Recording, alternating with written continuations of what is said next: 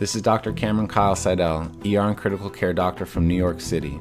9 days ago, I opened an intensive care unit to care for the sickest COVID-positive patients in this city. In these 9 days, I have seen things I have never seen before. In treating these patients, I have witnessed medical phenomenon that just don't make sense in the context of treating a disease that is supposed to be a viral pneumonia. 9 days ago, I presumed I was opening an intensive care unit to treat patients with a virus causing a pneumonia that was ravaging lungs across the world, starting out as something mild, a cough, a sore throat, and progressively increasing in severity until ultimately ending in something called acute respiratory distress syndrome, or ARDS. This is the paradigm that every hospital in the country is working under. This is the disease, ARDS, that every hospital is preparing to treat. And this is the disease, ARDS, for which in the next 2 to 6 weeks, 100,000 Americans might be put on a ventilator.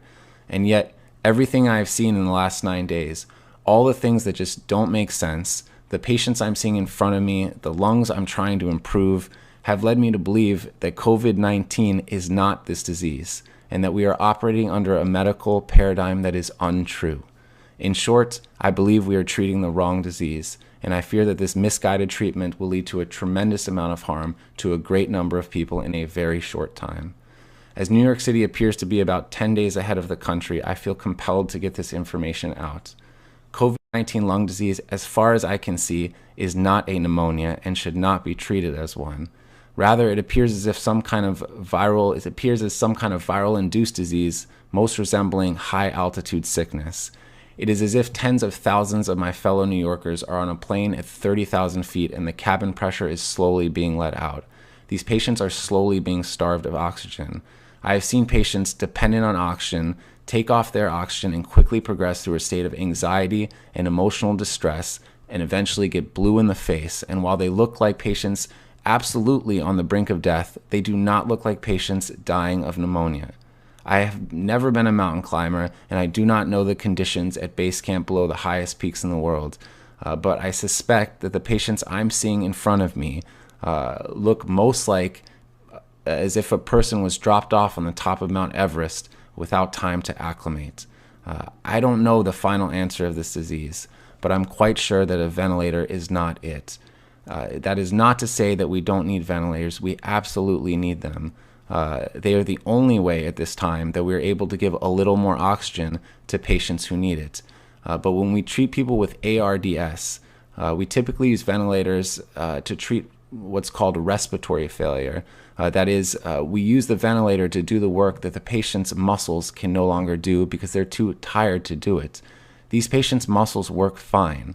I fear that if we are using a false paradigm to treat a new disease, that the method that we program the ventilator, one based on a notion of respiratory failure as opposed to oxygen failure, that this method, and there are a great many number of methods we can use with the ventilator, but this method being widely adopted at this very moment in every hospital in the country, which aims to increase pressure on the lungs in order to open them up, is actually doing more harm than good. And that the pressure we are providing to lungs, we may be providing to lungs that cannot stand it, that cannot take it, and that the ARDS that we are seeing, that the whole world is seeing, may be nothing more than lung injury caused by the ventilator. Now, I don't know the final answer to this disease.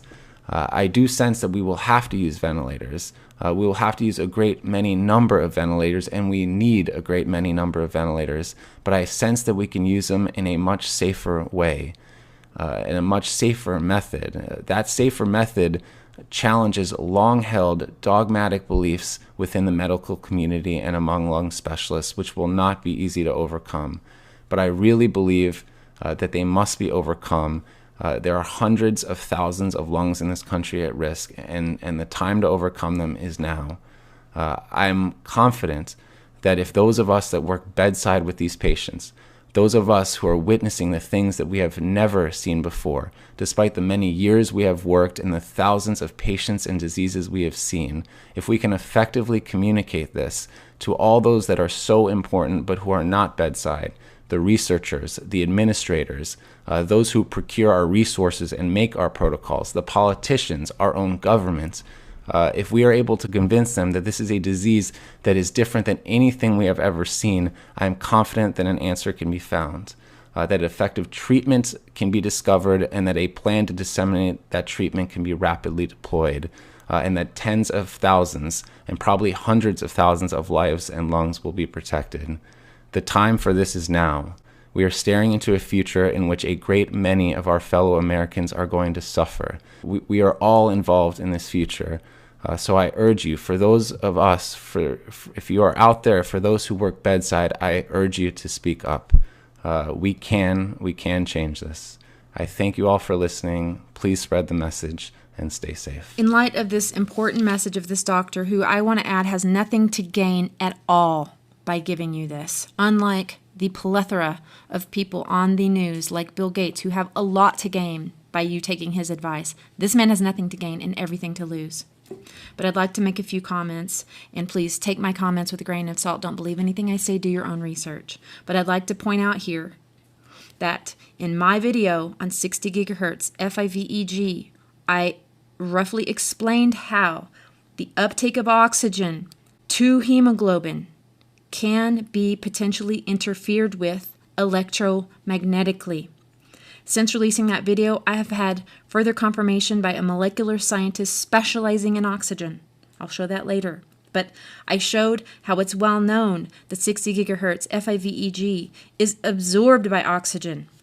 I showed you footage of how the heads of telecom admit under oath there have been no industry-sponsored safety testing of these frequencies that they are saying they will release in an expedited manner. No safety testing on humans, no safety testing on the environment. In the video, I also begged that we need further testing to be done before we continue to unleash these frequencies on the world.